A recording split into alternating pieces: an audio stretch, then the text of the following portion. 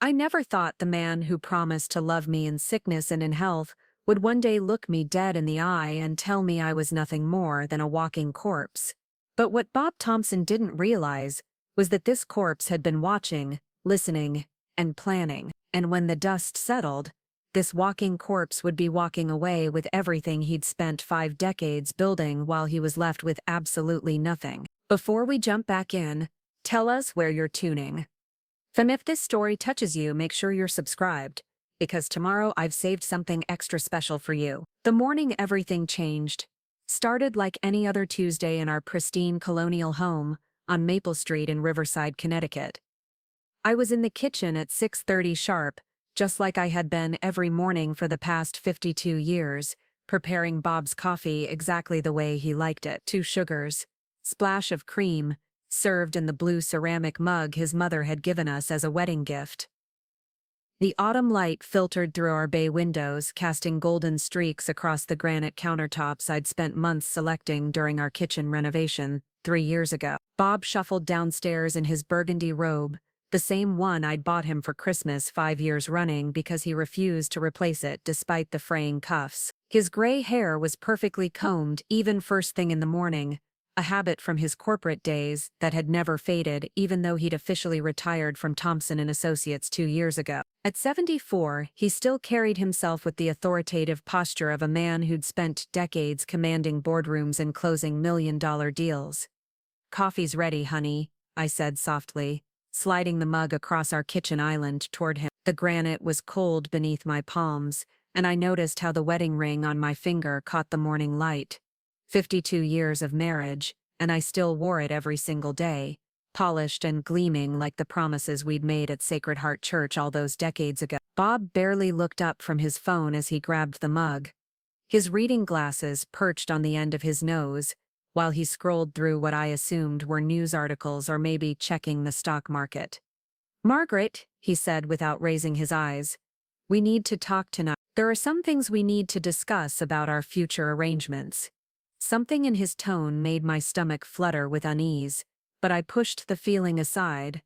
After more than 5 decades together, Bob often spoke in business terms even about personal matters.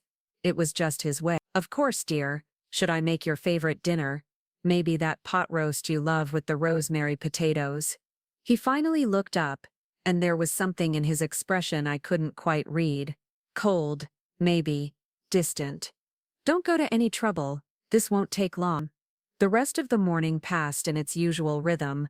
I watered my herb garden on the back patio, the same one I'd been tending for 15 years, watching the basil and thyme flourish under my careful attention. The October air was crisp and clean, carrying the scent of burning leaves from somewhere in the neighborhood. Our property stretched nearly 2 acres, with mature oak trees that Bob and I had planted during our first decade in the house. Back then, we'd talked about watching them grow old alongside us, about grandchildren playing beneath their branches someday. Those grandchildren never came.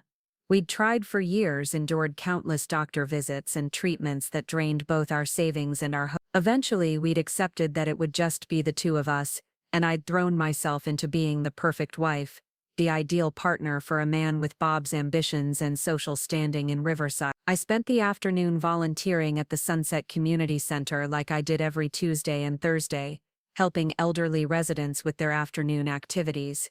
The irony wasn't lost on me that at 72, I was considered one of the younger volunteers. Miss Chin, who was 85 and sharp as a tack, always teased me about still being a spring chicken compared to her and the other residents. "Margaret, you're glowing today," she said as I helped her with a crossword puzzle. "That husband of yours treating you right?" I smiled and patted her hand. "Bob's wonderful, Mrs. Chin. We're very blessed." The words came automatically, the same response I'd been giving for decades whenever anyone asked about my marriage. Bob Thompson was successful, respected, financially secure. He'd provided me with a beautiful home, financial stability, and social standing in our community. What more could a woman want? When I returned home around 4, Bob's Mercedes wasn't in the driveway. He'd mentioned something about meeting with Mike Foster, his old business partner, about some ongoing consulting work. Even in retirement, Bob couldn't seem to fully disconnect from the business world that had defined him for so long. I didn't mind. It gave me time to prepare dinner and gather my thoughts about whatever conversation he wanted to have that evening. I decided to make the pot roast anyway, despite his dismissive response that morning. The familiar motions of cooking soothed my nerves. Seasoning the meat, chopping vegetables, setting everything in the slow cooker to simmer. The kitchen filled with rich, comforting aromas that reminded me of countless family dinners over the years. Even without children of our own, we'd hosted Bob's business associates, my book club friends, holiday gatherings with extended family. As the sun began to set, painting our living room in shades of amber and gold, I heard Bob's car in the drive. The front door opened and closed with its familiar creak, followed by the sound of his keys hitting the ceramic bowl on our entryway table. But instead of coming to find me in the kitchen like he usually did,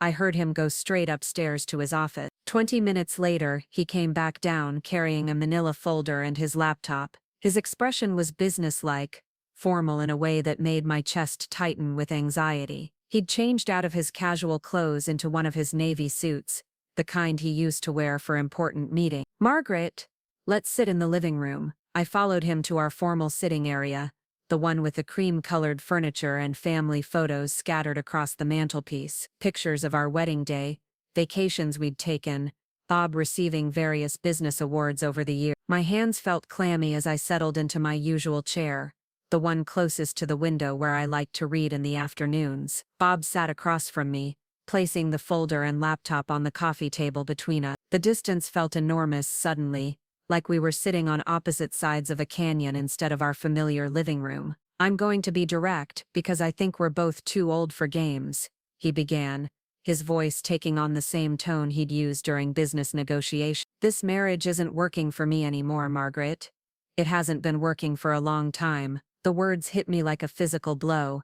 I felt the air leave my lungs, and for a moment, I couldn't form a response. "Bob, I don't understand. What do you mean? It's not working?" He opened the laptop and turned it toward me. On the screen was a real estate listing for a luxury condominium in downtown Hartford. Modern, sleek, with floor-to-ceiling windows and a view of the Connecticut River. "I've put a deposit down on this place. I'll be moving out at the end of the month." My heart hammered against my ribs. "Moving out, Bob? We can work through whatever's bothering you. Marriage counseling, maybe. Or we could take that trip to Europe we've been talking about. Sometimes a change of scenery helps put things in perspective." He shook his head, and there was something almost pitying in his expression. "Margaret, look at yourself. Really look. You're 72 years old, shuffling around this house like a ghost. You spend your days gardening and volunteering with people even older than you are. You haven't had an original thought or conversation in years. You're basically a walking corpse, going through the motions of living." The cruelty of his words knocked the breath out of me. Walking corpse. After 52 years of marriage, of building a life together, of standing by his side, through every challenge and triumph, this was how he saw me. "I don't understand," I whispered, my voice barely audible. "I thought we were happy. I thought we had a good life together." Bob leaned back in his chair, loosening his tie like he was finally relaxing after delivering a difficult presentation. "Happy? Margaret?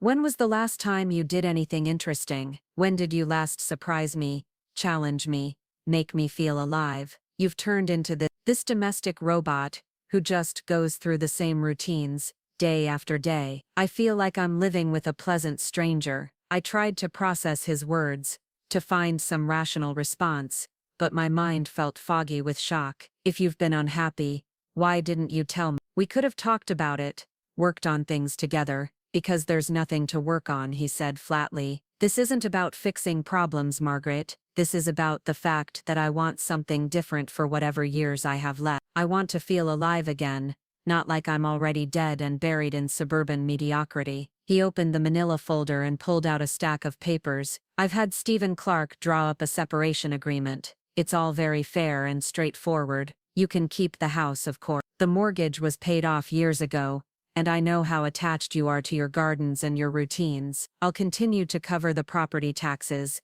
and basic maintenance costs." My hands shook as I stared at the legal documents he placed on the coffee table. The letterhead from Stephen Clark's law office seemed to swim before my eyes. Stephen had been our family lawyer for 20 years, had handled the purchase of this house, our wills, various business matters for Bob's company. Now he was helping my husband dissolve our marriage. There's a monthly allowance outlined in there that should cover your living expenses. Bob continued in the same business-like tone. Groceries, utilities, your little volunteer activities. It's quite generous actually. More than enough for someone with your simple needs. Simple needs. Walking corpse. The phrases echoed in my head like slaps. Bob, please, can't we at least try counseling? This feels so sudden, so final. He stood up and straightened his jacket. Margaret, I should have done this years ago. I've been thinking about it for a long time, but I kept putting it off out of some misguided sense of loyalty or duty. But life is short,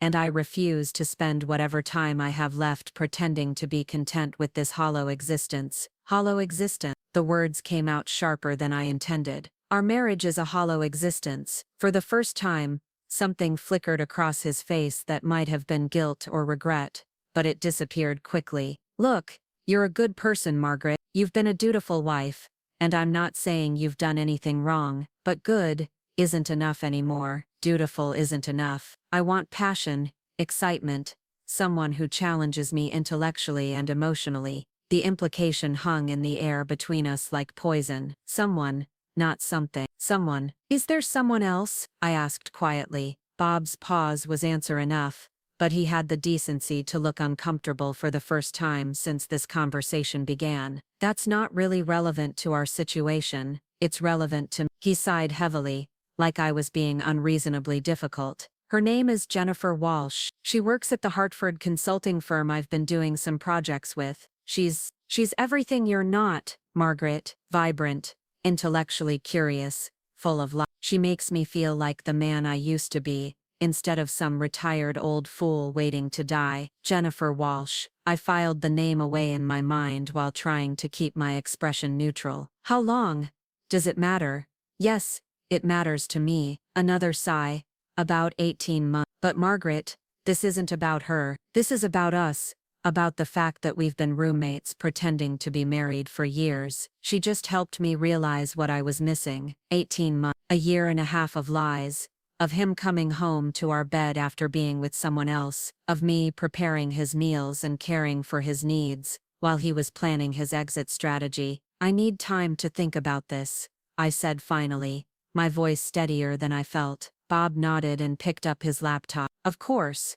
Take your time reviewing the papers. Stephen says there's no rush, but I'd like to have everything finalized before the holidays. Clean slate for the new year and all that. He paused at the doorway, and for a moment, he looked like the man I'd married all those decades ago. Younger somehow, uncertain. Margaret, I hope you understand that this isn't meant to be cruel. I genuinely think this will be better for both of us in the long run. You deserve someone who appreciates your qualities, and I need something different. After he left, I sat alone in our living room, surrounded by the remnants of our life together. The family photos seemed to mock me from their silver frames. The wedding picture where we looked so young and hopeful, vacation shots from trips to places that had seemed magical at the time. Bob receiving his Man of the Year award from the Riverside Chamber of Commerce, while I stood proudly beside him in my navy dress and pearls. Walking corpse. The words kept echoing in my mind as I looked around our beautiful home. Everything was exactly as I'd arranged it,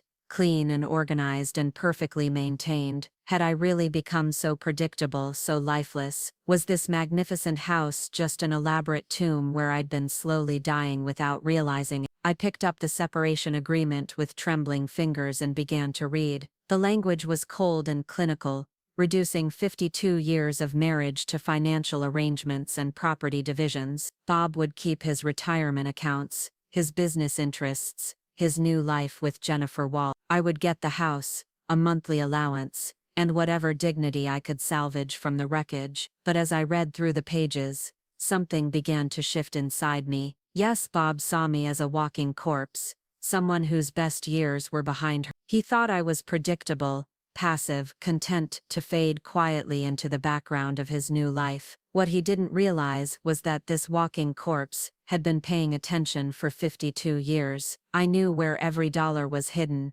every investment account, every business deal. I knew his patterns, his weaknesses, his secrets. Bob Thompson thought he was dealing with a helpless old woman who would gratefully accept whatever scraps he threw her way. He was about to discover just how wrong he was. That night, after Bob had gone to bed in the guest room without another word, I sat at my kitchen table with a cup of tea and began to make lists. Not grocery lists or garden planning lists, like I usually made. These were different kinds of lists. Names, dates, financial information, patterns I'd observed over the years. Bob had spent decades underestimating me, treating me like decorative furniture in his successful life. He'd made the mistake of thinking that because I'd chosen to support his ambitions instead of pursuing my own, I was somehow less.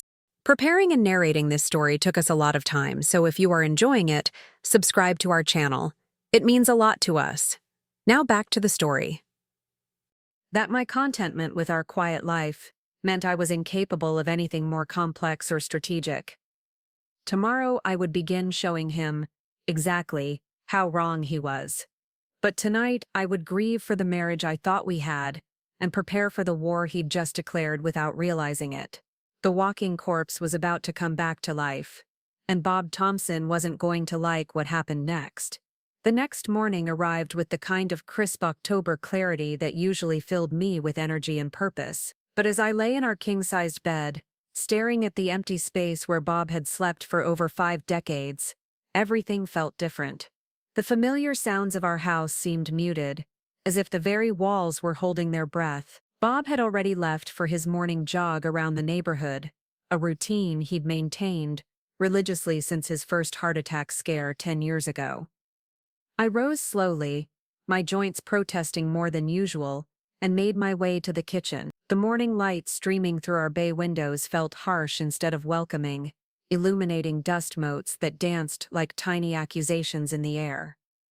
Walking corpse, the words had echoed in my dreams, and now they followed me into the waking world. As I prepared my single cup of coffee, something Bob had said the night before kept nagging at me.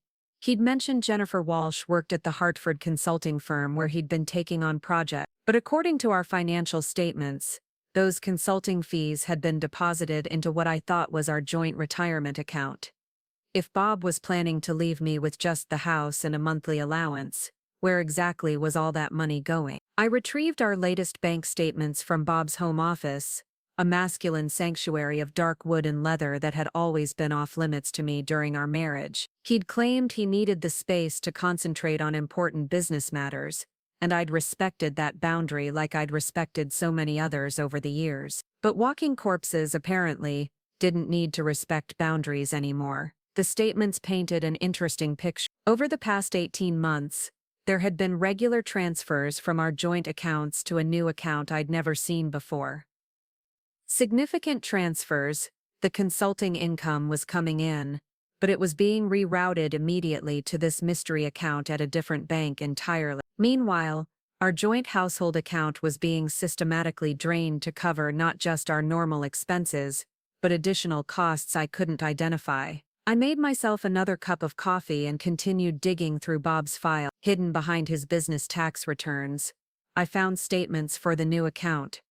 The balance made my hands tremble. Over $400,000 had been moved there in the past year and a half. Money that should have been ours was now in an account with only Bob's name on it. But that wasn't the most shocking discovery. Tucked between investment reports was a receipt from Cartier dated 3 months ago, a diamond tennis bracelet. $25,000. I'd never seen this bracelet. Certainly had never worn it. My own jewelry consisted of my wedding ring, a simple pearl necklace Bob had given me for our 25th anniversary, and a few modest pieces I'd accumulated over the years. $25,000 for jewelry for his girlfriend, while telling me I should be grateful for a monthly allowance. The hypocrisy was staggering, but it was also illuminating. Bob wasn't just leaving me for a younger woman, he was systematically moving our assets to fund his new life while leaving me with scrap. I photographed every document with my phone, a skill I'd learned recently when Eleanor Kim next door had shown me how to document damage to her fence for insurance purposes. Eleanor was 78, and had more energy and technical savvy than women half her age. She'd been gently suggesting for years that I was too dependent on Bob, too willing to let him handle everything while I focused on domestic concerns. By noon, I had a clear picture of our financial situation, and it was far more complex than Bob had presented. Yes, the house was paid off, but it was also worth nearly $2 million in today's market. Our investment portfolios, which Bob claimed were modest, actually totaled over $3 million. The consulting business he'd started after retirement was generating substantial income that he was funneling into private accounts. Bob wasn't just leaving me, he was stealing from me. The afternoon brought a phone call that confirmed my suspicion. Patricia Johnson from First National Bank called to verify some recent account changes. Apparently, Bob had been in that morning to remove my name from several of our investment accounts. Miss Thompson, I wanted to confirm this with you directly since it's unusual to see such significant changes to long-standing joint accounts, Patricia said. Her voice carried the careful professionalism of someone who'd seen these situations before. I'm not aware of any account changes, I said slowly.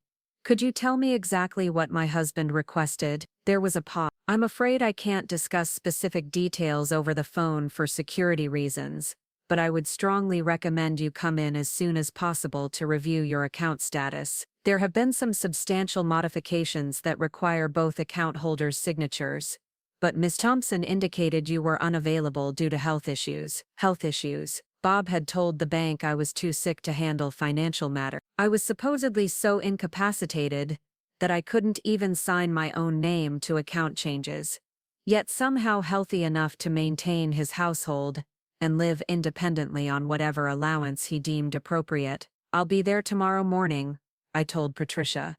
And Mrs. Johnson, I'm in perfect health. After hanging up, I called Eleanor next door. She answered on the second ring, her voice bright and energetic as always. Margaret, how lovely to hear from you. How are you holding up, dear? Somehow, Eleanor's warm concern broke through the protective numbness I'd been maintaining since last night. Before I could stop myself, the whole story came tumbling out. Bob's separation announcement, his cruel words, the financial discoveries I'd made that morning. That absolute bastard, Eleanor said when I finished, her usually refined language abandoned in favor of raw fury. 52 years, and he has the audacity to call you a walking corpse, while he's been systematically robbing you blind. Eleanor, I don't know what to do. I've never handled our finances alone. Bob always said I didn't have a head for numbers, that I should focus on what I was good at, and let him handle the complicated stuff. Well, honey, it sounds like you figured out those numbers just fine this morning,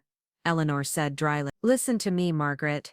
You're not some helpless old woman, no matter what that snake has convinced you. You managed a household budget for 5 decades, organized charity fundraisers that brought in hundreds of thousands of dollars, and from what I can see, you've been the backbone holding up his precious reputation in this community. She was right about the charity work. I'd chaired the annual Riverside Children's Hospital fundraiser for 15 years, coordinating complex events that required managing vendors, volunteers, budgets, and logistics. Those galas had raised over $2 million during my tenure. Somehow, I'd never connected those skills to my ability to handle other complex financial matters. What would you do? I asked.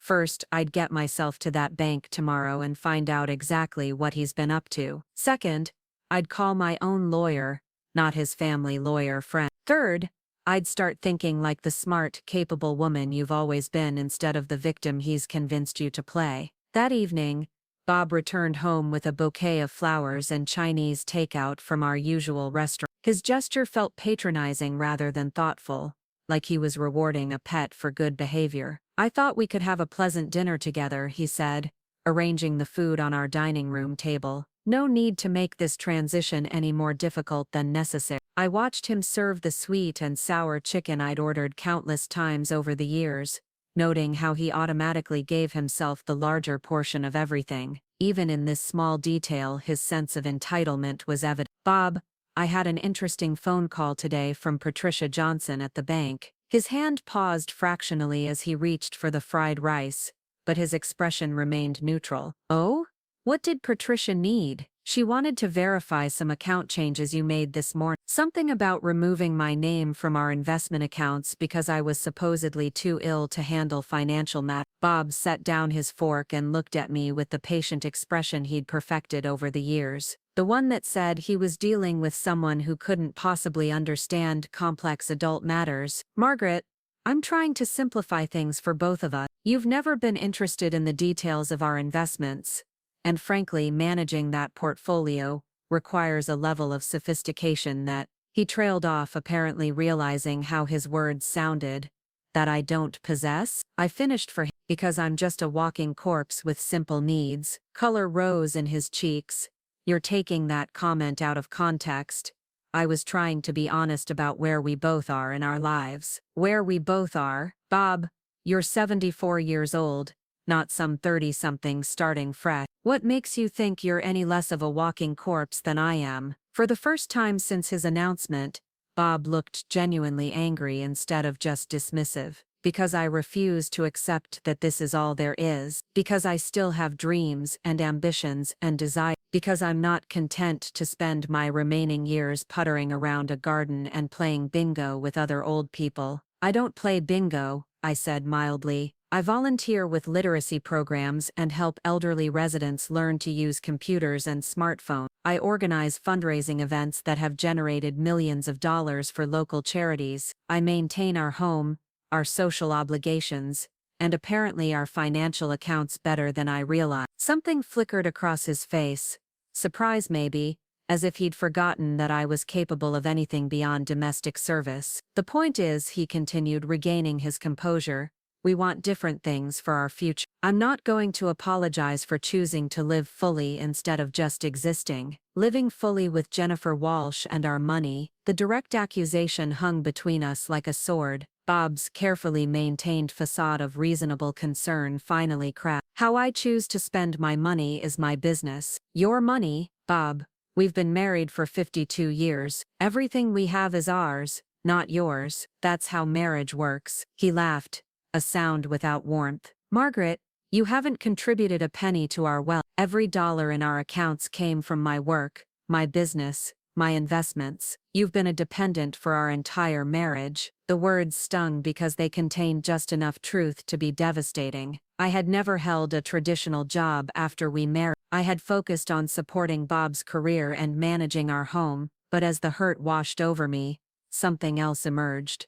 Fury. I was a dependent because that's what you wanted. Every time I mentioned going back to school or starting a career, you convinced me that you needed me to focus on our home and your business obligations. You said my job was to be your partner, to create a stable foundation, so you could achieve your potential. And you did a fine job with that, he said condescendingly, but that doesn't entitle you to half of everything I built. Actually, Bob, it does. That's exactly what it entitles me to. He stood up abruptly, his chair scraping against our hardwood floor. We'll see about that. Stephen Clark has been very clear about what constitutes fair division of assets in a case like ours. After he left the room, I sat alone with our cold Chinese food and processed what had just happened. Bob genuinely believed that I had no legal claim to the wealth we'd accumulated during our marriage. He thought that because the paychecks had his name on them, everything belonged to him exclusive. He was either incredibly naive about marriage law, or Stephen Clark was giving him very bad advice. I suspected it was the latter. Stephen Clark had been Bob's friend since college, long before he'd become our family lawyer. His loyalty had always been to Bob first, our marriage second. If Bob was planning to leave me with minimal assets, Stephen would find a way to make it look legal and fair on paper while protecting his old friend's interests. That night, I called my sister Ruth in Florida. We'd grown apart over the years, partly due to distance, and partly because Bob had never been comfortable with Ruth's outspoken opinions about marriage and women's independence. But Ruth had been a successful real estate attorney before her retirement, and I desperately needed advice from someone who understood both law and family dynamics. Margaret, what a wonderful surprise. How are you holding up in that cold Connecticut weather? When I told her about Bob's announcement and the separation papers, Ruth's response was immediate and fierce. That son of a bitch, after 52 years,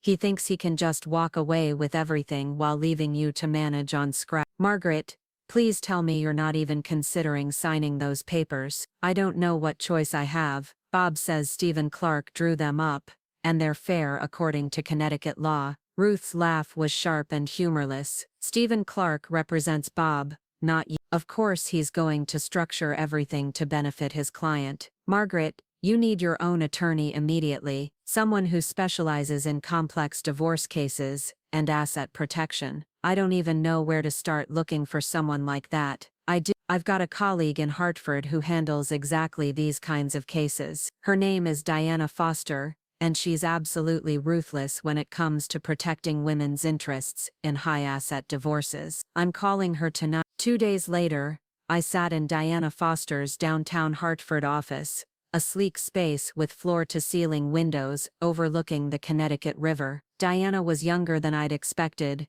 maybe 50, with silver-streaked hair and the kind of direct gaze that suggested she didn't suffer fools gladly. Mrs. Thompson, I've reviewed the separation agreement your husband presented, and I have to ask, did you hit your head recently? Because no rational person would sign this document. She spread the papers across her mahogany desk, pointing to specific clauses with a gold pen. This agreement essentially gives your husband everything of value while leaving you with a house you can't afford to maintain, and a monthly allowance that wouldn't cover the property taxes, let alone living expenses. Bob said it was generous. Your husband is either lying or delusional. Based on the financial information you've provided, you're entitled to approximately half of your marital assets. That's not a monthly allowance, Mrs. Thompson. That's roughly $4 million. The number hit me like a physical blow.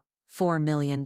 I'd been prepared to accept Bob's characterization of our modest assets and his generous monthly stipend, never imagining the true scope of what I was entitled to claim. But I never worked outside the home. I never contributed financially to our marriage. Diana leaned back in her chair and studied me with something that might have been pity. Mrs. Thompson, let me explain something about marriage law. When you chose to focus on supporting your husband's career instead of pursuing your own, that was a financial contribution. When you managed your household, entertained his business associates, and maintained the domestic stability that allowed him to build his wealth, that was a financial contribution. When you organized charity events that enhanced his social standing and business reputation, that was a financial contribution. She pulled out a legal pad and began making notes. Connecticut is an equitable distribution state, which means marital assets are divided fairly, though not necessarily equally. But in a marriage as long as yours, with your level of contribution to your husband's success, 50-50 is exactly what any reasonable judge would order. What about the money he's already moved to private accounts? Diana's expression hardened.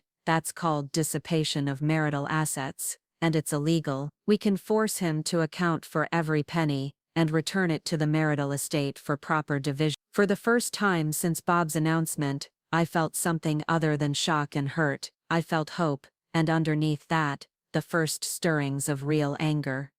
What do I need to do? First, we're going to get a complete forensic accounting of all your marital assets, every account, every investment, every business interest. Then we're going to file for divorce on grounds of his adultery and financial misconduct. And Mrs. Thompson, yes?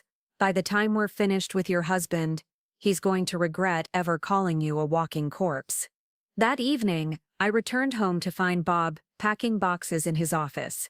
He looked up when I appeared in the doorway, his expression carefully neutral. I thought I'd start moving some of my personal items to make the transition easier, he said.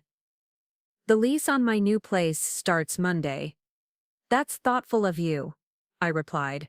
I spent the day in Hartford meeting with my attorney. Bob's hands stilled on the box he was packing. Your attorney, Margaret, that seems unnecessarily adversarial. Stephen Clark can represent both of our interests fairly. I'm sure he can represent your interest very well.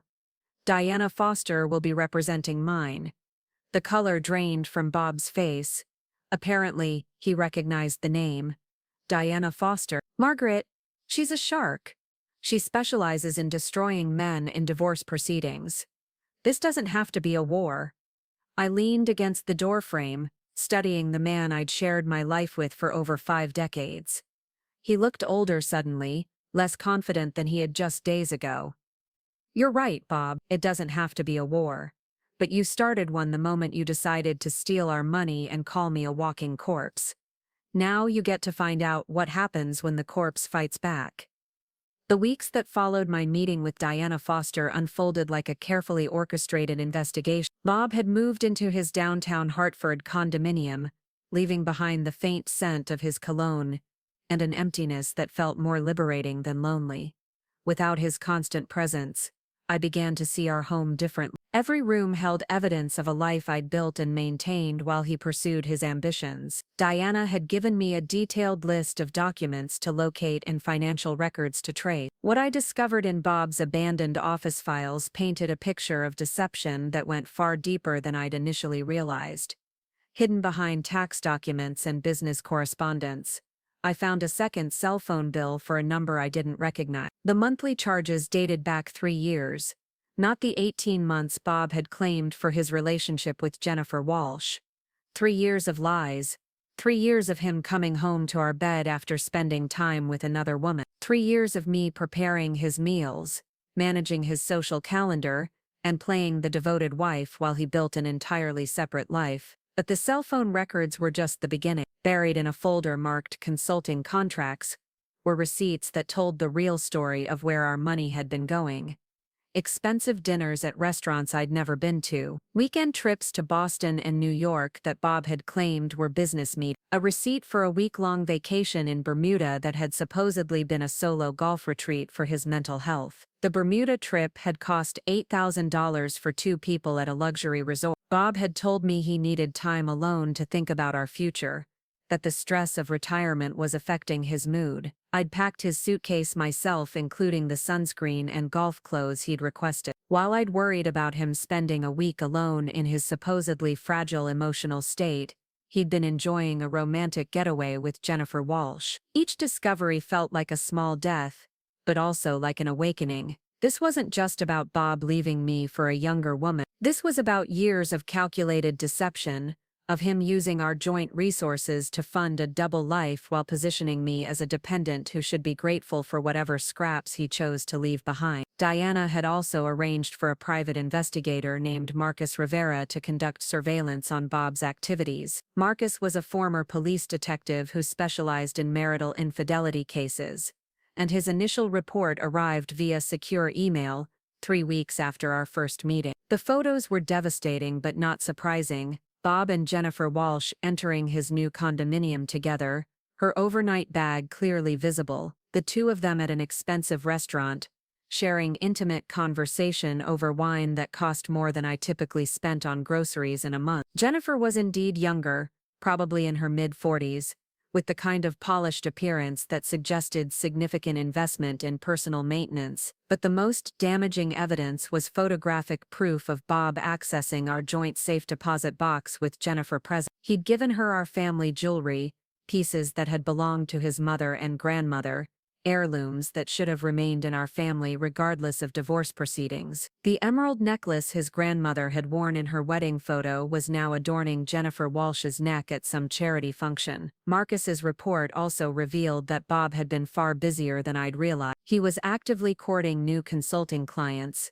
positioning himself as newly available for major projects now that he was free from family obligation. He'd told potential clients that his wife had passed away, which explained why he was suddenly able to travel extensively and take on demanding assignments. According to Bob's version of events, I was already dead. The cruelty of it was breathtaking, but it was also strategically foolish. By telling business associates that I was deceased, Bob had created a trail of fraud that Diana could use against him in court. Insurance fraud, Social Security fraud, and misrepresentation in business dealings were serious legal issues that went far beyond simple divorce proceedings. While Marcus gathered evidence of Bob's deception, I began my own investigation into our financial affairs. Armed with account numbers and passwords I'd collected from his office, I accessed online records for investments I'd never known existed. Bob had been busier than I'd realized, moving money through a complex network of accounts and investment vehicles designed to hide assets from potential divorce proceedings. Over the past 5 years, Bob had systematically transferred money from our joint accounts into investment portfolios that existed in his name only, real estate investments in Florida and Arizona that I'd never heard of, cryptocurrency accounts that had generated substantial return, a limited partnership in a Colorado ski resort development that was projected to return millions over the next decade. Bob hadn't just been planning to leave me, he'd been planning to leave me poor. But his efforts to hide assets had left a clear digital trail that Diana's forensic accountants could follow. Every transfer, every investment, every hidden account created evidence of his intent to defraud me of my rightful share of our marital wealth. The most infuriating discovery was a life insurance policy Bob had taken out on me 6 months ago. A $2 million policy that would pay out to him in the event of my death. Given his claims to business associates that I was already dead, the implications were chilling. If something happened to me before our divorce was finalized, Bob would collect a substantial insurance payout while also maintaining control of all our other assets. I called Diana immediately after finding the policy document. He took out a life insurance policy on me without my knowledge, I said, my voice shaking with fury rather than fear. $2 million. Diana's response was immediate and sharp. That's illegal without your signature. Did you sign anything recently that you thought was related to updating your existing policies? I thought back over the past year, trying to remember any documents Bob had asked me to sign. There had been several occasions when he'd presented me with papers he claimed were routine updates to our estate planning or insurance coverage. Yes, I said slowly. About 6 months ago, he said our insurance agent recommended updating our beneficiaries and coverage amount. I signed several documents without reading them carefully, because Bob said they were just administrative updates. He committed insurance fraud by forging your application or misrepresenting your consent. Margaret, this man isn't just trying to steal your money. He's potentially planning something much worse. The possibility that Bob might actually be planning to harm me physically seemed surreal. This was a man I'd shared breakfast with every morning for 52 years. But then again, I'd never imagined he was capable of the financial deception I'd already uncovered. Diana arranged for additional security measures, including a comprehensive review of my legal protections and a detailed safety plan. She also expedited our divorce filing, submitting papers that outlined Bob's fraud and requesting emergency asset protection orders. The morning our divorce papers were served, I was sitting in my kitchen reading the newspaper when the doorbell rang. Through the window I could see a court officer standing on my front porch with an official-looking envelope. Bob's car wasn't in the driveway, which meant he was probably at his new condominium or with Jennifer. 20 minutes later my phone rang. Bob's voice was tight with controlled anger. Margaret, what the hell do you think you're doing? I just received divorce papers that make absolutely ridiculous accusations about fraud and adultery. This is exactly the kind of vindictive behavior I was hoping to avoid. Vindictive? I kept my voice calm and loving. Bob, everything in those papers is documented fact. Your affair with Jennifer Walsh, your systematic theft of our marital assets, your attempts to hide millions of dollars in investments and real estate. Which part exactly do you consider vindictive? There was a long pause. When Bob spoke again, his tone had shifted to the patronizing voice he'd perfected over the years. Margaret, you're obviously being manipulated by that shark of a lawyer. Diana Foster is known for turning reasonable divorces into vicious battles that destroy families and drain everyone's resources. This doesn't have to be complicated. We can work out a fair arrangement without involving the court. Your definition of fair seems to be me accepting whatever scraps you're willing to offer while you keep millions of dollars that legally belong to both of us. I earned that money through decades of hard work while you focused on domestic concern. You chose not to build a career, not to contribute financially to our marriage. I'm offering you security and comfort for the rest of your life. What more do you want? What did I want? The question had haunted me since this nightmare began. For 52 years, I'd defined myself through Bob's needs and ambitions. I'd been the supportive wife, the gracious hostess, the woman behind the successful man. But somewhere in the process of uncovering his deception, I'd begun to remember who I used to be before I became Bob Thompson's wife. I'd been Margaret Sullivan, A college graduate with a degree in business administration and dreams of starting my own company, I'd been accepted to a master's program in nonprofit management before I met Bob and chose marriage over education. I'd been the head of my college debate team, the president of the Business Honor Society, the woman everyone expected to achieve great things. I want what's legally mine, I said finally. Half of everything we built together during our marriage, half of the real estate investments,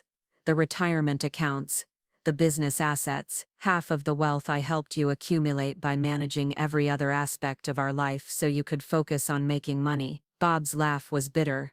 Margaret, you're 72 years old. What are you going to do with millions of dollars? Travel the world? Start a new career? You don't have the energy or capability to manage that kind of wealth. Maybe I'll find out what it's like to live fully instead of just existing, I said, throwing his own words back at him. Maybe I'll discover what it feels like to have dreams and ambitions and desires again. After I hung up, I sat in my kitchen processing the conversation. Bob genuinely couldn't understand why I was fighting for my legal right. In his mind, I was still the dependent wife who should be grateful for his financial support. He couldn't see me as an individual with my own needs and desires because he'd spent decades training me to see myself only in relation to him. But the more I learned about our true financial situation, the more my perspective shifted. We weren't just comfortable retirees with modest assets. We were wealthy by any reasonable standard, and that wealth had been built on both our contributions. Bob's income had funded our lifestyle, but my unpaid labor had made that income possible. For 52 years I'd managed our household, maintained our social connections, organized his business entertaining, and provided the emotional support that allowed him to focus entirely on professional success. I'd foregone my own career ambitions to support his, making financial sacrifices that had direct monetary value even if they'd never been calculated or acknowledged. Diana had explained this concept during our last meeting. Margaret, your contribution to Bob's earning capacity has monetary value that can be calculated and claimed. The fact that you never received a paycheck doesn't mean your work was worthless. It means you provided unpaid labor that enabled him to earn significantly more than he could have managed alone. She'd commissioned an economic analysis that attempted to quantify my contributions over the course of our marriage: household management, social coordination, emotional support, business entertaining, charitable work that enhanced Bob's reputation. All of these services had market value. If Bob had paid professional rates for equivalent services over 52 years, the cost would have exceeded $2 million. The analysis was both validating and infuriating. Validating because it confirmed that my contributions had real economic value. Infuriating because it reduced 52 years of marriage to a series of billable services, as if love and partnership could be measured in hourly rates and professional fees. But the economic analysis served an important legal purpose. It demonstrated that I hadn't been a financial dependent who contributed nothing to our marriage. I'd been an unpaid partner whose labor had direct economic value that Bob had benefited from throughout our relationship. Armed with this analysis and the mounting evidence of Bob's financial fraud, Diana filed additional motions, requesting emergency orders to freeze all of Bob's assets pending resolution of our divorce. She also requested immediate temporary support payments that reflected my actual financial needs,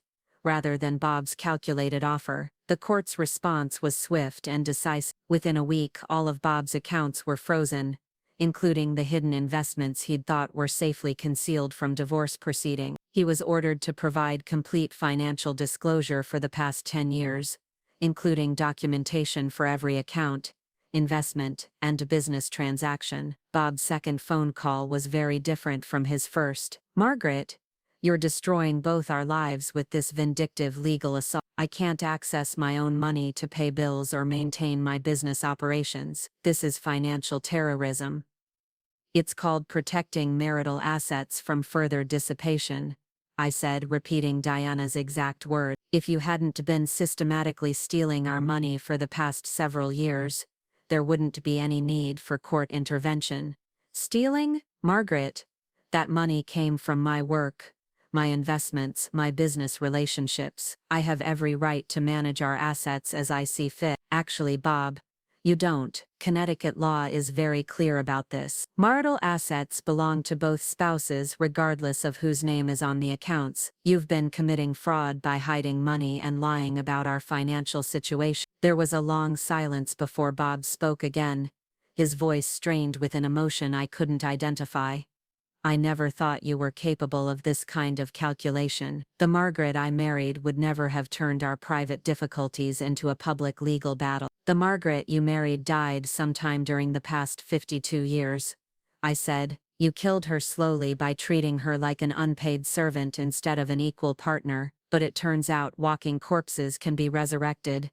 And this one is much smarter than you gave her credit for. While Bob struggled with frozen assets and court-ordered financial disclosure, I began to explore what my life might look like beyond our marriage. For the first time in decades, I had hours to fill without the structure of caring for Bob's needs and maintaining his schedule. I started by reconnecting with interests I'd abandoned during our marriage. I enrolled in a pottery class at the Riverside Community Center, something I'd wanted to try for years, but had never found time for between Bob's social obligations and household demands. The feel of clay beneath my hands was both soothing and empowering, a reminder that I could create something beautiful with my own efforts. I also joined Eleanor's book club, a group of women who met weekly to discuss contemporary literature and current events. Their conversations were intellectual and challenging in ways I hadn't experienced in years. Bob had always dismissed my interest in reading as frivolous,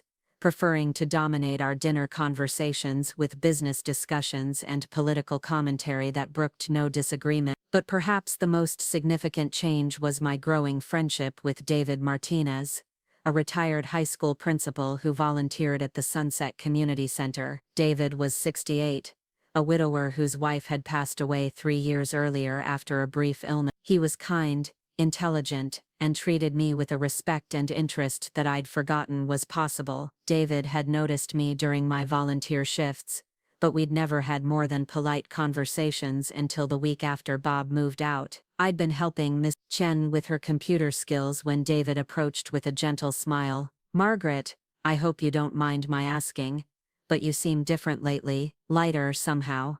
I hope everything is well with you. The simple kindness in his question nearly brought me to tears. When was the last time anyone had asked about my well-being with genuine concern? When had someone last noticed a change in my mood or demeanor that wasn't related to Bob's comfort or convenience? I'm going through some personal changes, I said carefully. My husband and I are separating after 52 years of marriage. David's expression showed sympathy without pity, understanding without judgment. That must be incredibly difficult. If you ever need someone to talk to or just want company for coffee, I'd be honored to listen. Over the following weeks, David and I began spending time together outside our volunteer commitments. Coffee conversations that stretched into lunch meetings, walks through Riverside's downtown historic district, an afternoon at the local art museum, where David shared his extensive knowledge of American painters. David had been married for 41 years to his wife Elena,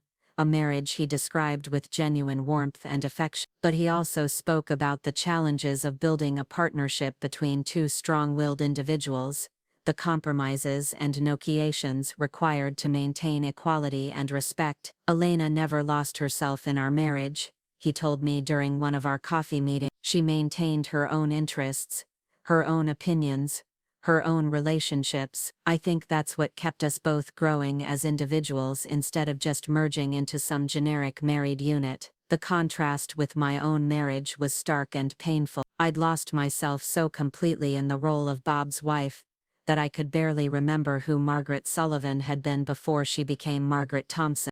I'd allowed Bob to convince me that my worth came from how well I supported his ambitions, rather than from my own accomplishments and capabilities.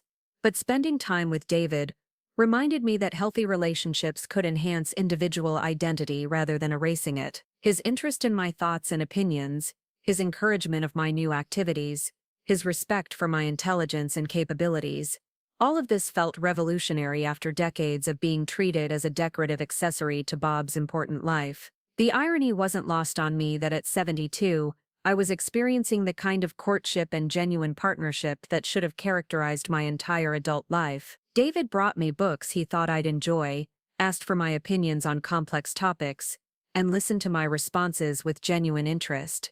He treated me like an intelligent woman whose thoughts and feelings mattered. Meanwhile, Bob's situation continued to deteriorate. The court-ordered financial disclosure had revealed even more hidden assets than Diana had initially suspected. Real estate investments in 3 states, cryptocurrency holdings worth over $1 million, and a complex web of business partnerships that generated substantial ongoing income. But the most damaging revelation was documentation proving that Bob had been systematically moving money out of our joint accounts for nearly 5 years.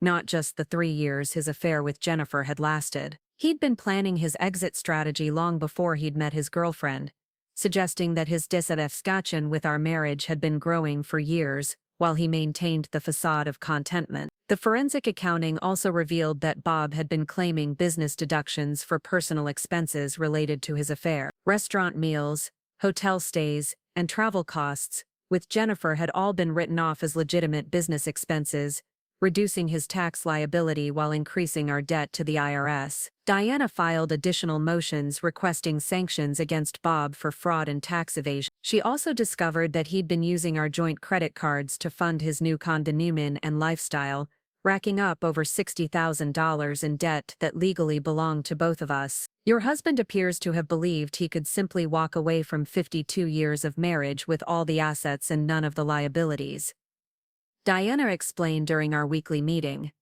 He's about to learn that divorce court doesn't work that way. The preliminary court hearing was scheduled for a frigid November morning 6 weeks after our divorce papers had been filed. I dressed carefully in a navy suit I'd worn to various charity functions over the years, adding pearl earrings that had been my mother's. Diana had coached me on courtroom etiquette and what to expect from the proceedings. Bob arrived with Stephen Clark and a second attorney I didn't recognize, presumably someone with more experience in complex divorce litigation. He looked older than I remembered, his face drawn with stress and his usual confident posture replaced by something that looked almost defensive. The hearing was primarily procedural, establishing the scope of assets to be divided and the timeline for discovery. But Judge Patricia Hendricks made several comments that suggested she was unimpressed with Bob's attempts to hide marital property. "Mr. Thompson," Judge Hendricks said at one point, "your financial disclosure appears to have significant gaps that will need to be addressed before we can proceed. Moving substantial assets without your wife's knowledge during marriage is a serious matter that this court takes very seriously." Bob's lead attorney attempted to argue that his asset management had been consistent with established patterns throughout the marriage, but Judge Hendricks cut him off. "Counselor, establishing separate accounts and investments without spousal knowledge, while simultaneously planning to leave that spouse with minimal support, suggests fraudulent intent. Your client will need to provide complete documentation for all financial transactions over the past 5 years, including business records, tax returns, and bank statements for every account he's controlled." As we left the courthouse, Bob attempted to approach me in the parking lot. Diana stepped between us immediately, but I gestured for her to wait. "Margaret," Bob said, his voice lacking its usual authority, "this has gone far enough.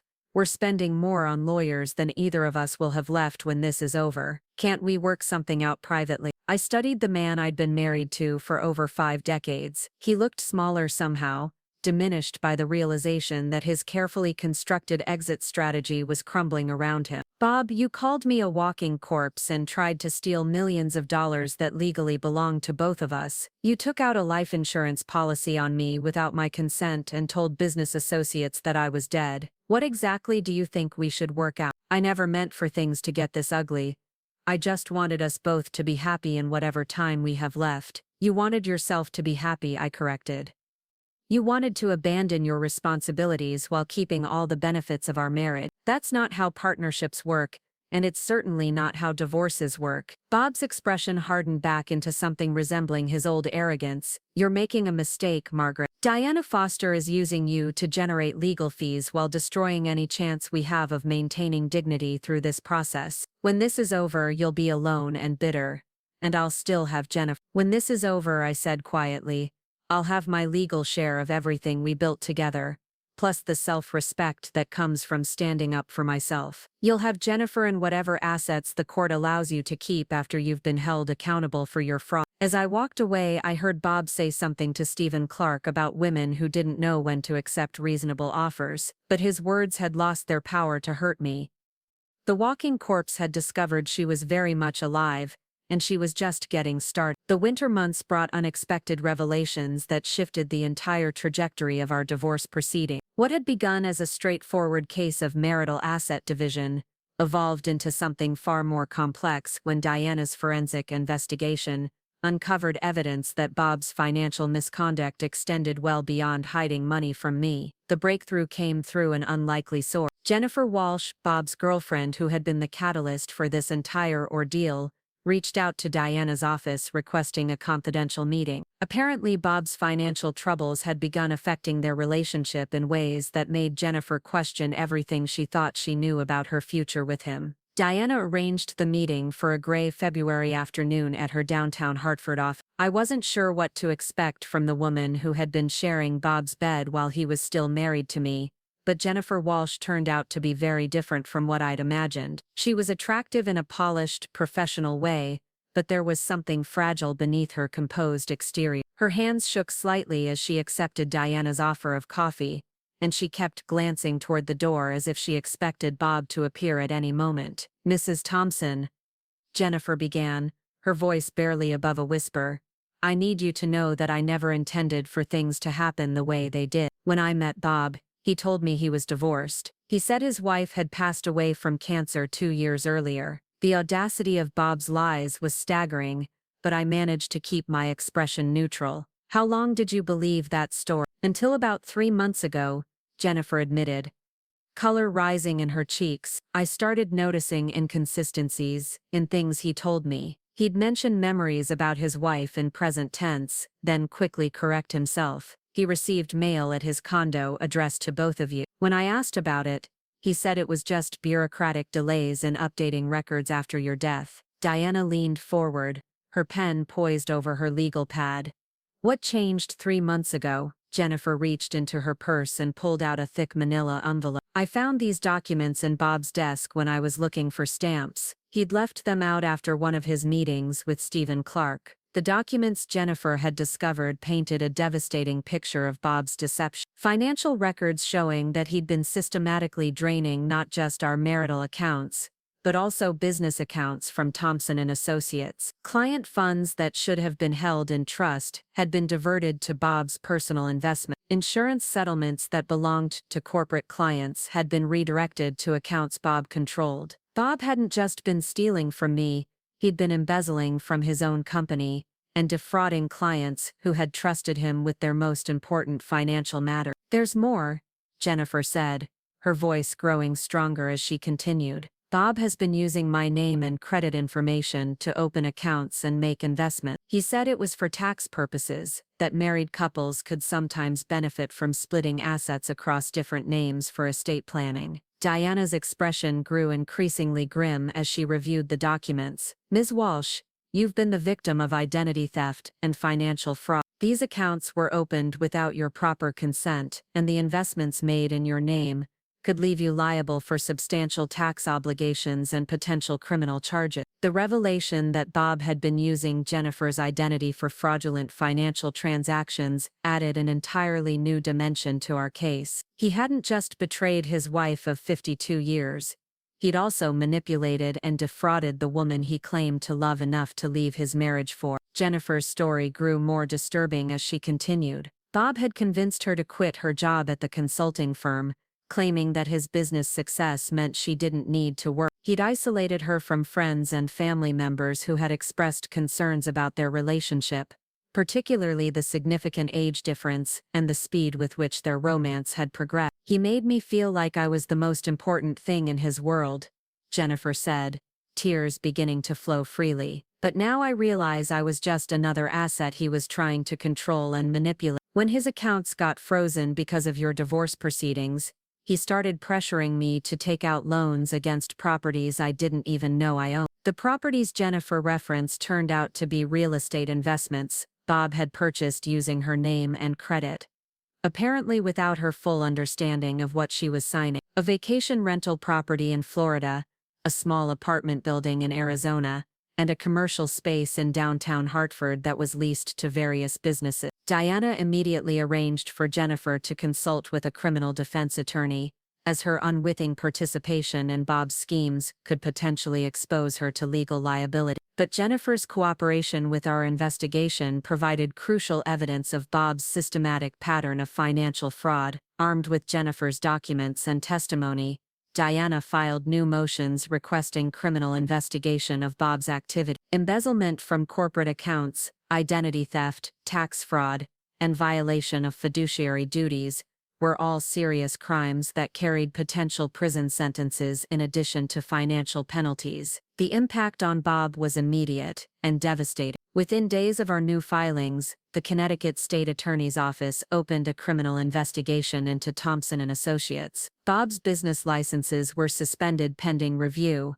and several of his former clients filed civil suits alleging misappropriation of funds. The local newspaper picked up the story, running a front-page article about prominent businessman Robert Thompson being investigated for fraud and embezzlement. The same social circles that had once celebrated Bob's success were now buzzing with gossip about his spectacular downfall. I learned about the media coverage from Eleanor, who called me early one morning with barely contained excitement in her voice. "Margaret, have you seen today's Hartford Courant? Bob's face is right there on the front page under a headline about financial crime. The article mentions that his wife of 52 years is seeking divorce due to his adultery and theft of marital assets." The newspaper story was both vindicating and surreal. For decades I'd attended charity functions and social events as Bob's wife, standing beside him as he received various community awards and recognition. Now those same social connections were reading about his crimes and my decision to fight back. But the media attention also brought unexpected support. Women I'd known for years but had never been particularly close to began reaching out to share their own stories of financial manipulation and emotional abuse in their marriages. Apparently, Bob's behavior wasn't as unusual as I'd believed, and my willingness to fight back was inspiring other women to examine their own relationships more critically. Sarah Mitchell, whose husband had served on several charity boards with Bob, called to tell me about her own discovery of hidden accounts and secret investment. Linda Foster, Mike Foster's wife, revealed that she'd been questioning financial discrepancies in their household for months, but had been afraid to confront her husband directly. These conversations were both heartbreaking and empowering. Heartbreaking because they revealed how many women of our generation had been trained to defer to their husbands on financial matters, often to their own detriment. Empowering because they demonstrated that I wasn't alone in my experience, or my decision to demand accountability. The support network that emerged from these connections became one of the most valuable aspects of my entire ordeal. Women who had known me for years as Bob's wife began relating to me as Margaret the individual, someone with her own thoughts, opinions, and experiences worth hearing. During this same period, my relationship with David Martinez continued to deepen in ways that surprised me. Unlike Bob, who had always dominated our conversations with his own interests and opinions, David seemed genuinely curious about my thoughts on everything from current events to personal philosophy. "Margaret," he said during one of our coffee meetings, "I hope you don't mind my observation, but you seem to be discovering parts of yourself that have been hidden for a long time." He was right. The process of fighting for my legal rights had awakened aspects of my personality that I'd suppressed during my marriage. The strategic thinking I'd used for charity event planning was now being applied to legal strategy and financial analysis. The social skills I'd developed as Bob's wife were helping me build genuine friendships and romantic connection. Most importantly, I was rediscovering my own voice. For 52 years I'd filtered my opinions through what I thought Bob wanted to hear, moderating my responses to avoid conflict or disagreement. But with David, I found myself expressing thoughts and feelings I'd never shared with anyone. I think I spent so many years trying to be the perfect wife that I forgot who I was before marriage, I told him during a walk through Riverside's historic district. Sometimes I feel like I'm meeting myself for the first time. David nodded with understanding. "Elena used to say that marriage should make you more yourself, not less. If you're losing pieces of your identity in a relationship, something fundamental is wrong. The contrast between David's perspective on partnership and Bob's approach to marriage was striking. Bob had wanted a wife who would enhance his image and support his ambitions without competing for attention or resources. David seemed to want a companion who would challenge him intellectually and grow alongside him as an equal partner. As winter turned to spring, Bob's legal situation continued to deteriorate. The criminal investigation had uncovered evidence of fraud, totaling over $2 million, money stolen from business accounts and client settlements over a period of nearly 7 years. Several former clients were pursuing both criminal charges and civil litigation to recover their losses. Bob's attempts to maintain his lifestyle while his assets remained frozen had led to additional financial complications. He'd maxed out multiple credit cards, borrowed against his frozen retirement accounts, and taken cash advances to cover basic living expenses. His downtown condominium was facing foreclosure, and Jennifer had moved out after discovering the full extent of his deception. The man who had once commanded respect in Riverside's business community was now a pariah facing potential prison time and financial ruin. Yet he continued to blame everyone except himself for his circumstances. This became clear during our final face-to-face confrontation,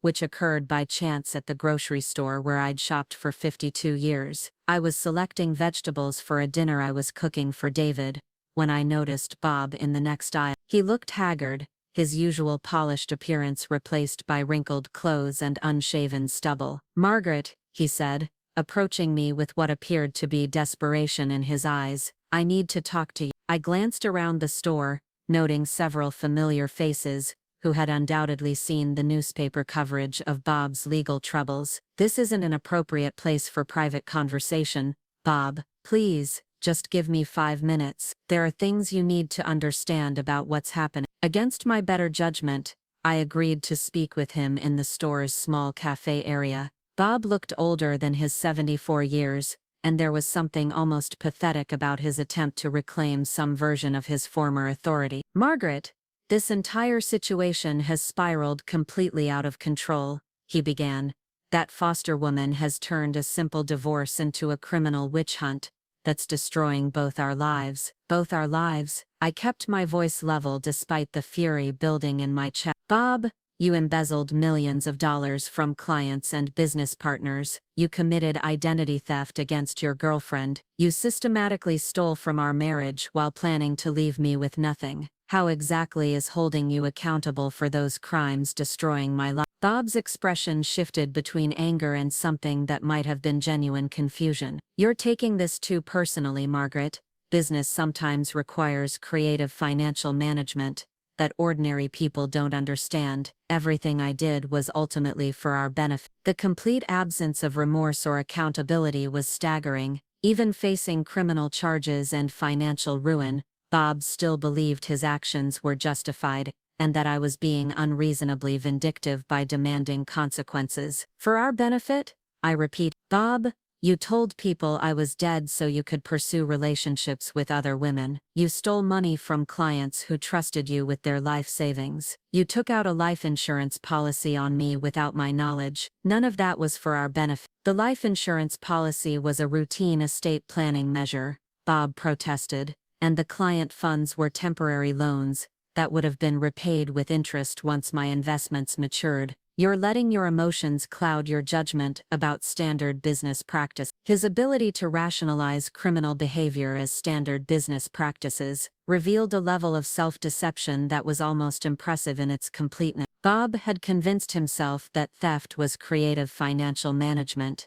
that fraud was savvy business strategy, that abandoning his wife of 52 years was a reasonable lifestyle choice. "Bob, what you did wasn't creative or savvy. It was criminal. And now you're facing the consequences of choices you made over a period of years." For a moment Bob's composure cracked and I saw something raw and desperate in his expression. "Margaret, I never wanted things to end this way. I thought I could manage the transition better, provide for both of us, while still having a chance at happiness. Your happiness required destroying mine, I said quietly. You couldn't have what you wanted without taking everything from me. That's not creative financial management, Bob. That's theft. After our conversation, I sat in my car in the grocery store parking lot, processing what had just occurred. Bob still saw himself as the victim of circumstances beyond his control rather than the architect of his own destruction. He was incapable of acknowledging that his actions had been fundamentally wrong,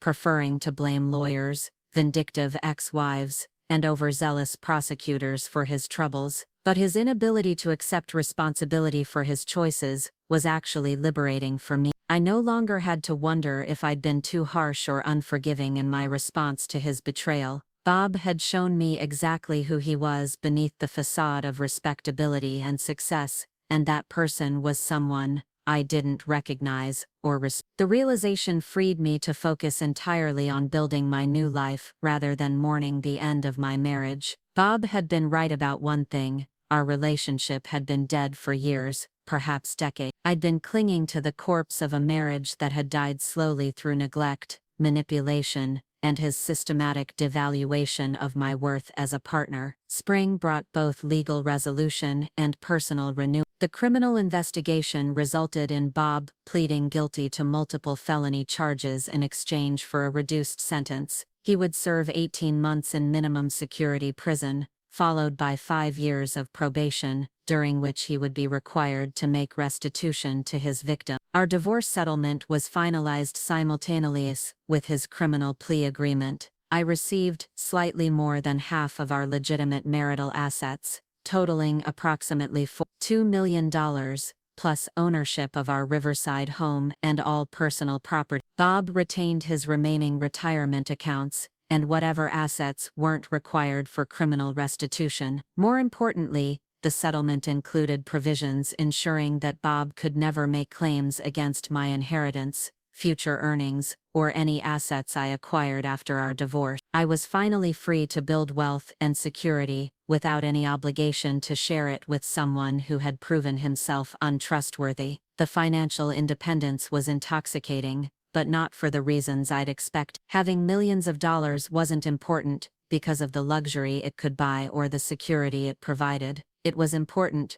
because it represented my freedom to make choices based on my own values and desires, rather than someone else's definition of what I should want. For the first time in my adult life, I could pursue interests, relationships, and opportunities without considering how they might affect Bob's career, reputation, or comfort. I could travel to places I wanted to see, support causes I believed in, and build relationships with people who valued me as an individual rather than as someone's wife. The first major decision I made with my newfound freedom was to completely renovate our Riverside home.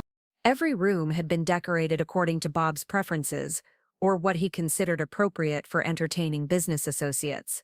Now I could create spaces that reflected my own taste and supported the activities I actually enjoyed. I converted Bob's former office into an art studio where I could pursue the pottery and painting I'd discovered during my divorce proceedings. The formal dining room became a library with comfortable seating for reading and conversation. The master bedroom was completely redecorated in colors and textures that felt peaceful and personal rather than imposing and masculine. But the most significant change was in the backyard, where I expanded my gardens to include vegetables, herbs, and flowers that attracted butterflies and hummingbirds. What had once been a formal landscape designed to impress visitors became a working garden that provided both beauty and sustenance.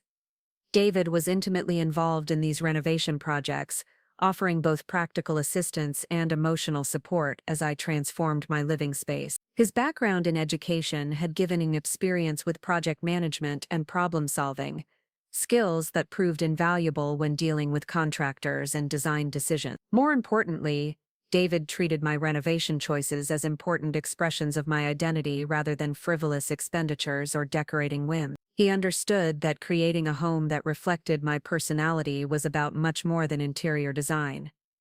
It was about reclaiming agency over my own life. "Margaret," he said one evening as we sat in my newly renovated garden watching the sunset, "you've become a completely different person over the past year.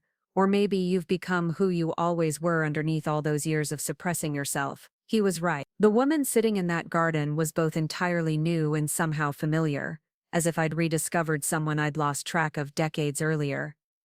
The scared, uncertain woman who had signed Bob's separation papers had been replaced by someone confident, capable, and clear about her own worth. The transformation wasn't just personal, it was practical.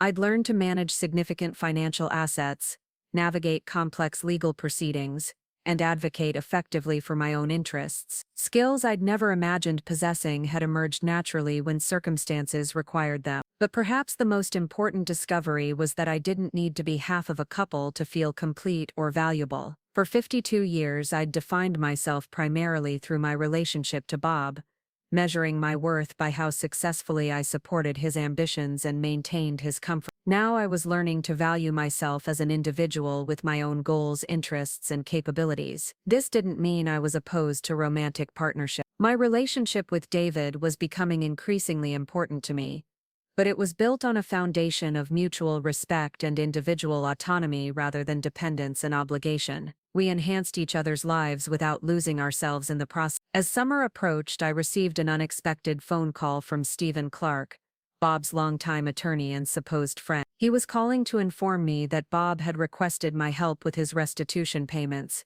claiming that our divorce settlement had left him without sufficient resources to meet his legal obligations. "Miss Thompson," Stephen said in his practiced professional tone, "Bob is facing significant financial hardship as a result of the criminal penalties, and he was hoping you might consider assisting with his restitution payments as a gesture of goodwill." The audacity of the request was breathtaking. Bob wanted me to help him pay back the money he'd stolen from clients and business partners, money he'd used to fund his affair and attempted theft of our marital assets. "Miss Clark," I said, allowing ice to creep into my voice, "Bob chose to embezzle millions of dollars to support his adultery and fraud. Those choices resulted in criminal convictions and restitution requirements that are his responsibility alone. I have no obligation to help him avoid the consequences of his own actions." "I understand your position," Stephen replied, "but Bob is genuinely remorseful about how things ended between you two. He realizes he made serious mistakes and hopes you might find it in your heart to offer some assistance during this difficult time."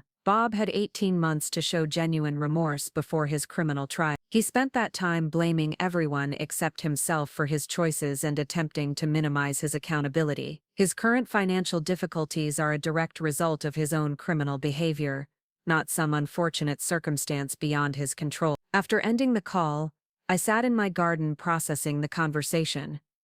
Bob's request for financial assistance revealed that he still fundamentally misunderstood the nature of his crimes and their consequences. He saw his current difficulties as temporary setbacks that could be solved through manipulation and appeals to my sympathy rather than as the natural results of his systematic betrayal and fraud. The walking corpse he'd attempted to discard had not only come back to life, but had become someone he could no longer control or exploit, and that someone was finally truly free. 2 years after Bob called me a walking corpse, I stood in the same kitchen where he'd delivered his devastating announcement, but everything had changed. The granite countertops still gleamed under the morning light, but now they reflected a woman who had reclaimed her power and rebuilt her life from the ashes of betrayal. The transformation wasn't just personal, it was tangible. My renovated home bore no resemblance to the formal showcase Bob had insisted upon during our marriage. Warm colors had replaced his preferred sterile whites and grays. Comfortable furniture invited conversation rather than commanding respect. Fresh flowers from my expanded garden brightened every room,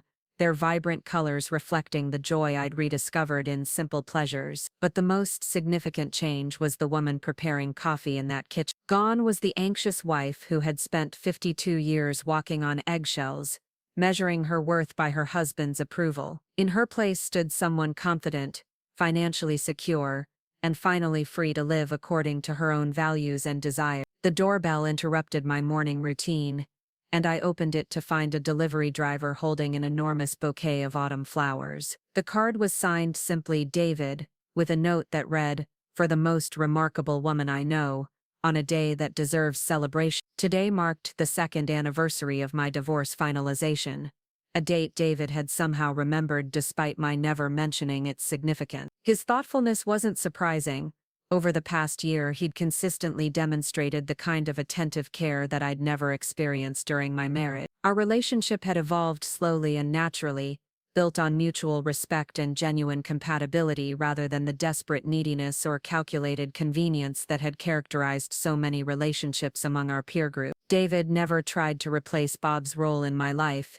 Instead, he'd helped me discover what partnership could look like between equals. The flowers prompted me to reflect on how dramatically my circumstances had changed since that terrible morning when Bob had announced his departure. The financial security I'd fought for in our divorce had given me options I'd never imagined possible. I'd traveled to places I'd always wanted to see, enrolled in graduate courses that challenged my intellect, and discovered talents and interests that had been dormant for decades. But perhaps the most rewarding development had been my growing involvement in advocacy work for older women facing divorce. Diana Foster had connected me with a nonprofit organization that provided legal and financial education to women navigating late-life relationship change. My experience with Bob's attempted financial manipulation had given me insights that proved valuable to other women in similar situations. Speaking at workshops and support groups had revealed how common my experience actually was. Countless women of my generation had discovered that husbands they'd trusted with their financial security had been systematically preparing to abandon them with minimal resources. The pattern was so prevalent that several states had begun strengthening laws protecting older spouses from financial abuse during divorce proceedings. The advocacy work had also connected me with women like Linda Foster, who had successfully challenged her husband's attempt to hide assets before filing for divorce. Sarah Mitchell had discovered that her husband had been forging her signature on financial documents for years, systematically moving money into accounts she couldn't access. Each woman's story reinforced my understanding that Bob's behavior wasn't an isolated case of midlife crisis.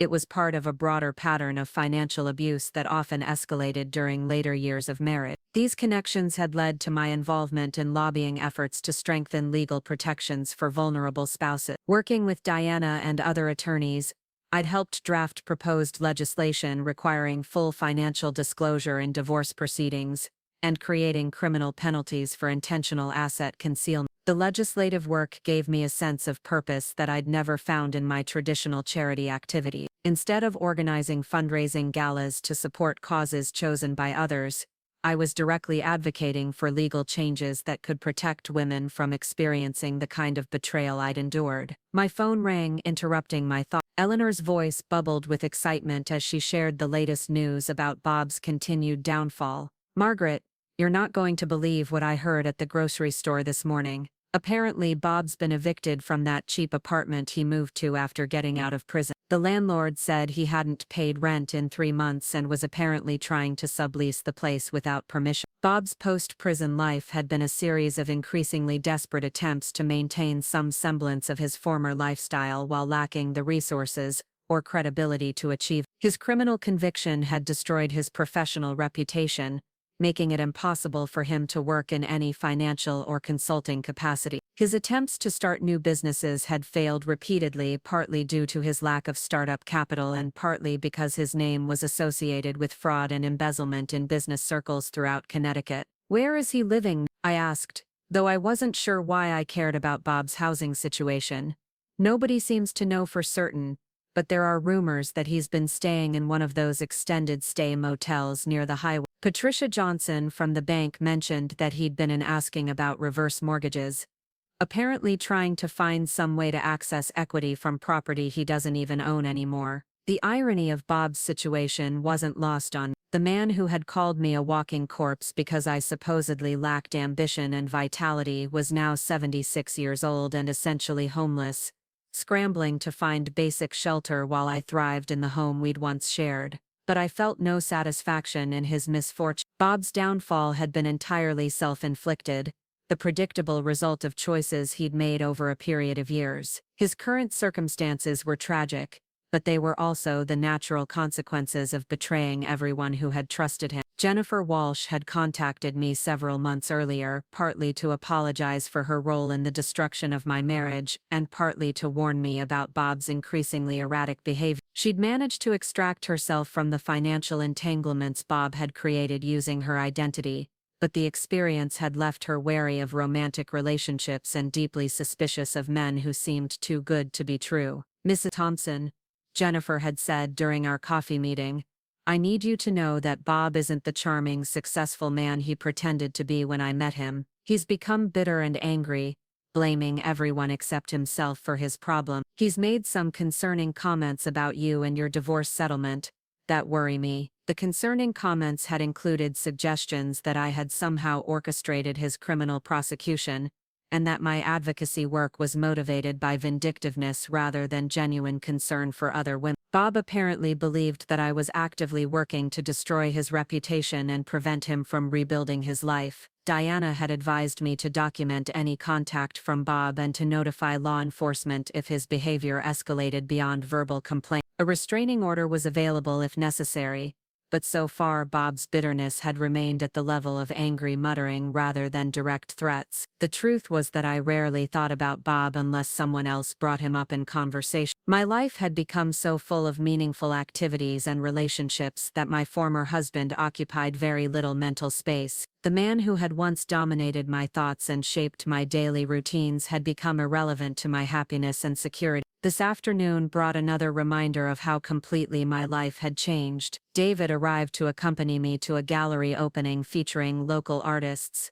an event that represented the kind of cultural engagement I'd always wanted to pursue but had never felt free to enjoy during my marriage. "You look radiant," David said as I answered the door, his admiration genuine and warm. At 68, he remained handsome in a way that spoke to character and intelligence rather than just physical attractiveness. His appreciation for my appearance felt completely different from Bob's occasional compliments, which had always carried undertones of evaluation and judgment. The gallery opening was exactly the kind of sophisticated cultural event that Bob would have attended only for business networking purposes. He'd always been impatient with art exhibitions, treating them as social obligations rather than opportunities to engage with creative expression. But David moved through the gallery with genuine interest, discussing techniques and themes with both artists and other attendees. Watching him interact with strangers revealed qualities that I found increasingly attractive. David listened more than he spoke, asked thoughtful questions, and showed genuine curiosity about other people's perspectives. His social interactions were characterized by warmth and authenticity, rather than the calculated networking that had defined Bob's approach to public events. "Margaret," David said as we paused before a particularly striking landscape painting, "I've been thinking about something important that I'd like to discuss with you." Something in his tone suggested that this conversation would be significant, and I felt a flutter of nervousness mixed with anticipation. "You know that I care about you deeply," he continued, taking my hand gently. "This past year has been the happiest I've been since Elena passed away. You've brought joy and purpose back into my life in ways I never expected to experience again." I squeezed his hand, feeling my heart rate increase as I sensed where this conversation might be heading. "I don't want to pressure you or assume anything about your feelings," David said, his voice soft but clear, "but I'd like to know if you'd consider the possibility of us building a future together, not just dating or companionship, but a real partnership between equals." The proposal wasn't unexpected, but it still filled me with a complex mixture of emotions. The idea of remarriage after everything I'd experienced with Bob felt both terrifying and exhilarating. But David's approach to the question revealed everything I needed to know about how different this relationship would be. He wasn't assuming that I would want to merge our lives or that marriage would follow traditional patterns of dependence and domination. He was offering partnership between equals, mutual support without sacrifice of individual identity. "David," I said, looking directly into his kind eyes, "6 months ago I would have been too scared to even consider that possibility. The idea of giving up my independence after fighting so hard to achieve it seemed impossible." "And now?" he asked gently, Now I realize that real partnership doesn't require giving up independence. It means choosing to share your independence with someone who values and protects it rather than trying to diminish it. David's smile was radiant with relief and joy. So that's a yes to considering the possibility. That's a yes to much more than considering it, I said, feeling a lightness in my chest that I'd forgotten was possible. That's a yes to building something beautiful together. Our engagement announcement 6 weeks later prompted a flurry of responses from friends and family. Most were delighted by the news, recognizing that David and I had found genuine compatibility and mutual respect, but a few acquaintances expressed surprise that I was willing to remarry after my traumatic divorce experience. Eleanor, predictably, was thrilled by our engagement but also fiercely protective of my interests. Margaret, I love David and I think you two are perfect for each other, but please tell me you're getting a prenuptial agreement. After what Bob put you through, you need legal protection for your assets. She was right, of course. Diana Foster had already advised me about the importance of protecting my financial independence through proper legal documentation. But discussing prenuptial agreements with David felt uncomfortable after the trust and openness that characterized our relationship. When I finally broached the subject, David's response revealed exactly why I'd fallen in love with him. Margaret, of course we should have a prenuptial agreement, he said immediately. You've worked too hard to achieve financial security to risk losing it again. I want you to feel completely protected and autonomous in our marriage. His enthusiastic support for protecting my assets wasn't just about legal practicality. It was about respecting my autonomy and acknowledging that our marriage should enhance rather than threaten my security. The contrast with Bob's approach to financial matters was striking and reassuring. Our wedding was planned for the following spring, a small ceremony in my garden with close friends and family in attendance. Unlike my first wedding, which had been designed to impress Bob's business associates and social connections, this celebration would reflect our values and priorities as a couple. The invitation list included the women I'd met through my advocacy work, friends from my book club and pottery classes, and the community of support that had helped me rebuild my life. David's adult children from his first marriage had enthusiastically welcomed me into their family, recognizing that I made their father happy without trying to replace their mother's memory. 3 weeks before our wedding, I received an unexpected phone call that brought Bob back into my consciousness for the first time in months. Stephen Clark was calling to inform me that Bob had been hospitalized following what appeared to be a minor heart attack. Miss Thompson, Stephen said, his professional composure not quite concealing his discomfort. Bob has no emergency contacts listed other than you. The hospital is asking about his medical insurance and next of kin information for treatment decisions. The request put me in an impossible position. Bob and I had been divorced for over 2 years, and I had no legal obligation to make medical decisions for him or accept financial responsibility for his care. But despite everything he'd done, I couldn't completely ignore the fact that we'd shared 52 years of life together. Mr. Clark, I'm not Bob's next of kin anymore. We've been divorced for 2 years, and he's made his own choices about his life and relationships. The hospital will need to work with whatever emergency contacts and insurance arrangements he's made independent. I understand your position, Stephen replied, but Bob is asking specifically for you. He says there are things he needs to tell you before it's too late. The dramatic appeal felt manipulative, but something in Stephen's tone suggested that Bob's condition might be more serious than initially indicated. Against my better judgment, I agreed to visit him once at the hospital, making it clear that this would be my final interaction with my former husband. Bob looked much older than his 76 years when I entered his hospital room. The confident, commanding presence he'd maintained throughout most of our marriage had been replaced by something fragile and diminished. His hair had gone completely white, and his face showed the toll of stress, poor nutrition, and probably inadequate medical care. Margaret, he said weakly, struggling to sit up straighter in his hospital bed, thank you for coming. I wasn't sure you would. I'm here because you're in the hospital, not because we have anything to discuss, I said, keeping my voice neutral. Stephen said you wanted to tell me something. Bob nodded slowly, his expression more serious than I'd seen in years. I need you to know that I understand what I did to you was wrong, not just legally wrong but morally wrong. I destroyed something precious because I was selfish and scared of getting old. The apology felt genuine, but it also felt insufficient, given the scope of his betrayal and the years of pain he'd caused. Bob, I appreciate that you want to apologize, but it doesn't change anything that happened. You made choices that destroyed our marriage and hurt many other people. Recognizing that now doesn't undo the damage. I know, he said quietly. I'm not asking for forgiveness or trying to change the past. I just needed you to know that I realize how much I lost when I lost you. Not the money, or the house, or the social standing.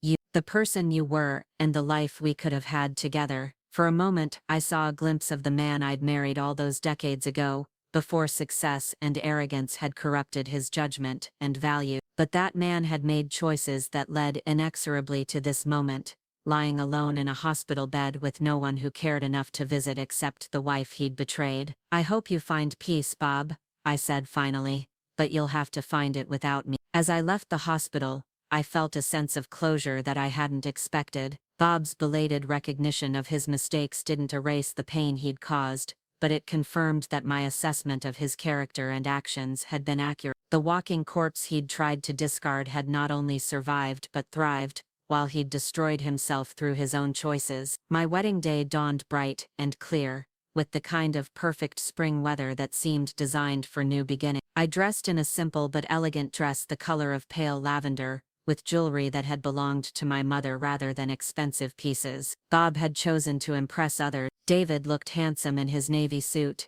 his face glowing with happiness as we exchanged vows in my garden surrounded by people who genuinely loved and supported us. The ceremony was brief but meaningful, emphasizing partnership and mutual respect rather than traditional promises of obedience and dependence. Eleanor served as my maid of honor, her eyes bright with tears of joy as she witnessed my transformation from broken divorcee to radiant bride. Margaret, she whispered as we signed our marriage certificate, you've become the woman you were always meant to be. As David and I danced to our first song as husband and wife, I reflected on the journey that had brought me to this moment. 2.5 years ago, I'd been a walking corpse in Bob's estimation, someone whose best years were behind her, and whose future held nothing but decline and irrelevance. Now I was a financially independent woman with a loving marriage, meaningful work, and a future full of possibility. The corpse had not only walked away from Bob's toxicity, but had discovered that life could begin again at any age when you had the courage to claim your own worth.